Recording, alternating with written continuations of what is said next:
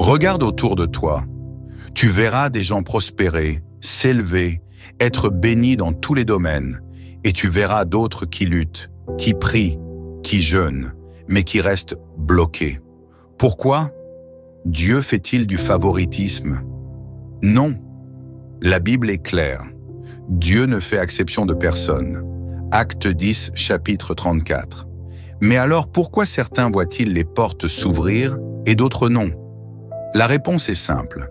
Il y a des lois spirituelles que Dieu a établies et ceux qui les appliquent voient forcément les résultats. Si tu prends une graine et que tu la plantes dans la bonne terre, avec de l'eau et du soleil, elle poussera. Ce n'est pas de la magie, c'est une loi de la nature. De la même manière, il y a des lois spirituelles qui déclenchent la bénédiction. Peu importe qui tu es, si tu les respectes, Dieu agira dans ta vie. Aujourd'hui, je vais te donner 3 préceptes infaillibles qui, s'ils sont appliqués avec foi, déclencheront forcément la bénédiction de Dieu dans ta vie. Précepte 1. L'obéissance totale à la parole de Dieu. L'obéissance totale à la parole de Dieu est le fondement sur lequel reposent les bénédictions divines. Dieu a établi des principes spirituels immuables, selon lesquels la soumission à ses commandements entraîne des grâces abondantes. Deutéronome 28, 1 à 2 souligne avec force cette vérité. Si tu obéis à la voix de l'Éternel, ton Dieu, en observant et en mettant en pratique tous ces commandements que je te prescris aujourd'hui, l'Éternel, ton Dieu, te donnera la supériorité sur toutes les nations de la terre. Voici toutes les bénédictions qui viendront sur toi et qui t'atteindront, parce que tu obéiras à la voix de l'Éternel, ton Dieu. Ce passage montre que l'obéissance n'est pas seulement un choix, mais une clé qui ouvre la porte à l'intervention divine dans tous les aspects de la vie, la santé, la prospérité, la paix et la protection. Lorsqu'un croyant marche selon les instructions de Dieu, il devient un canal par lequel ses promesses s'accomplissent. La prospérité biblique n'est pas uniquement matérielle, mais elle inclut la plénitude spirituelle, l'accomplissement du dessein divin et la communion profonde avec le Seigneur. L'histoire biblique regorge d'exemples qui démontrent que l'obéissance inébranlable attire la faveur divine. Abraham, appelé à quitter son pays sans connaître sa destination, a été béni au-delà de toute mesure parce qu'il a obéi sans réserve. En retour, Dieu a fait de lui le père d'une multitude et l'héritier d'une alliance éternelle. De même, Josué et le peuple d'Israël ont vu les murailles de Jéricho s'effondrer, non par des moyens humains, mais par leur soumission stricte aux directives divines. À l'inverse, la désobéissance entraîne toujours des conséquences sévères. Saül, qui a choisi d'agir selon sa propre sagesse, au lieu de suivre entièrement les instructions de Dieu, a perdu son royaume. Cet exemple illustre une réalité spirituelle importante. Lorsqu'un individu rejette ou néglige les commandements de Dieu, il se prive lui-même des bénédictions que Dieu désire lui accorder. En revanche, celui qui place sa confiance dans la parole de Dieu et l'applique avec fidélité voit sa vie transformée, remplie de paix, de succès et de l'accomplissement des promesses divines. Ainsi, il ne suffit pas de connaître la volonté de Dieu, il faut s'y soumettre totalement pour vivre pleinement sous l'abondance de ses bénédictions. Précepte 2. La dîme et les offrandes, un test divin. L'argent est l'un des domaines où l'homme a le plus de mal à faire confiance à Dieu, car il est souvent perçu comme une sécurité, un refuge contre l'incertitude. Beaucoup préfèrent s'appuyer sur leurs propres ressources, craignant de manquer s'ils donnent.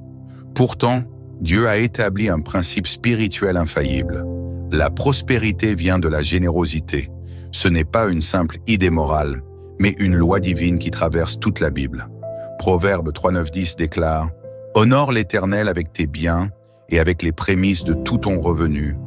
Alors tes greniers seront remplis d'abondance et tes cuves déborderont de vin nouveau. » Dieu ne cherche pas à nous priver en nous demandant de donner, mais il désire nous libérer de l'attachement à l'argent et nous faire entrer dans un système économique céleste où la provision ne dépend pas seulement des efforts humains, mais de sa bénédiction.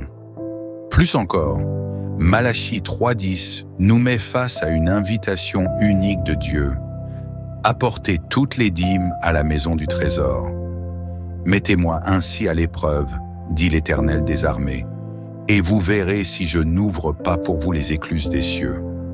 C'est l'un des seuls endroits dans la Bible où Dieu lui-même dit « Testez-moi ». Pourquoi un tel défi? Parce qu'il sait que l'homme a du mal à lâcher prise sur ses finances, qu'il est tenté de compter sur son propre travail et ses propres stratégies plutôt que sur la provision divine. Mais Dieu ne ment pas. Lorsqu'il promet d'ouvrir les écluses des cieux pour celui qui lui fait confiance, il le fait réellement. La dîme est bien plus qu'une simple obligation religieuse.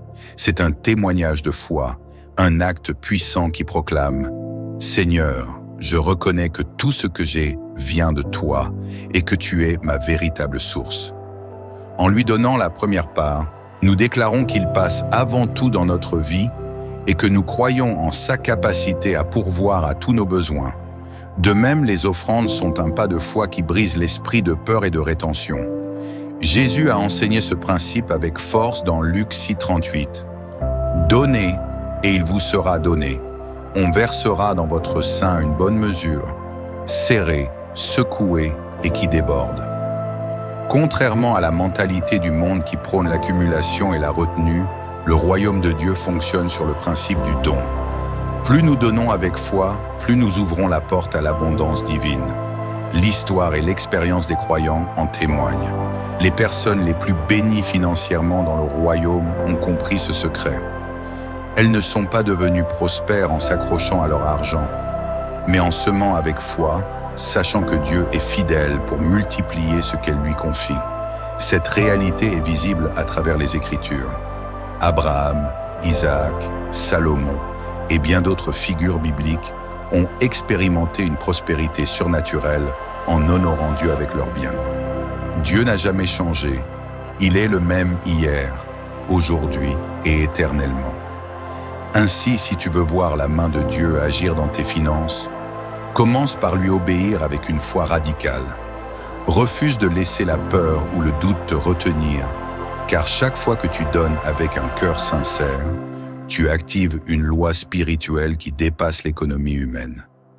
Dieu a promis de bénir ceux qui lui font confiance et il ne faillit jamais à sa parole. C'est en lui remettant ce que nous avons que nous expérimentons la véritable abondance, une prospérité qui ne se limite pas aux biens matériels, mais qui inclut la paix, la joie et une vie libérée de l'inquiétude financière. Précepte 3.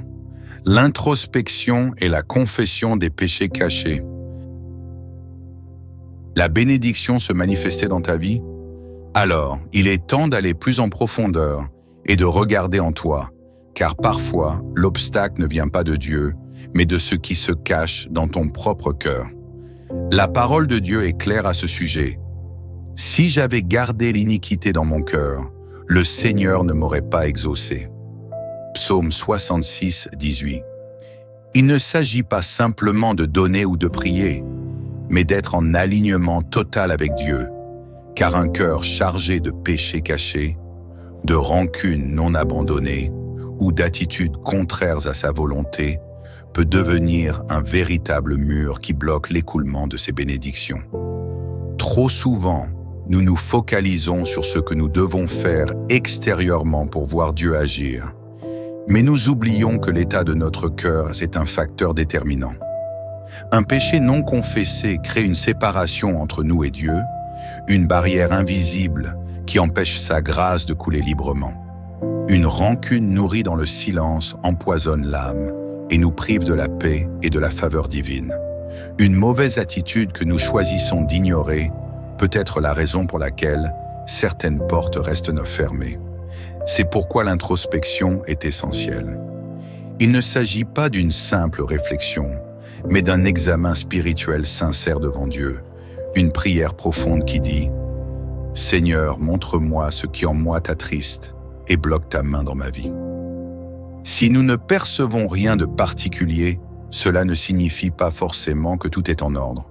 Nous devons demander à Dieu de nous éclairer, car il est fidèle pour révéler ce qui doit être corrigé. Il parle de diverses manières, à travers sa parole, un rêve, une conviction intérieure, ou même par des circonstances qui nous poussent à voir ce que nous avions ignoré. Dieu veut nous bénir, mais il est aussi un Dieu de sainteté, et il ne peut pas bénir un cœur qui refuse de s'aligner avec lui. Alors, prends le temps de sonder ton âme, de confesser ce qui doit l'être, de pardonner là où il le faut, et d'abandonner toute pensée, toute parole, toute action qui ne reflète pas sa lumière. Lorsque le cœur est purifié, la bénédiction qui semblait retenue se déverse, et tu pourras voir la main de Dieu agir puissamment dans ta vie. La bénédiction divine n'est pas une loterie. Elle ne tombe pas au hasard. Elle répond à des lois établies par Dieu lui-même. Obéis totalement à sa parole, même quand c'est difficile. Honore-le avec tes dîmes et tes offrandes. Examine ton cœur et confesse tout ce qui pourrait être un obstacle. Fais ces choses avec foi et persévérance, et tu verras si Dieu ne change pas ta vie. Il est fidèle à sa parole, et sa parole ne retourne jamais à lui sans avoir accompli ce pourquoi il l'a envoyé. Avant que tu ne partes. Si ce message t'a parlé, alors fais deux choses. Applique ces préceptes dans ta vie. Abonne-toi à cette chaîne et active la cloche pour ne rien manquer, car d'autres révélations puissantes arrivent. Que Dieu te bénisse abondamment.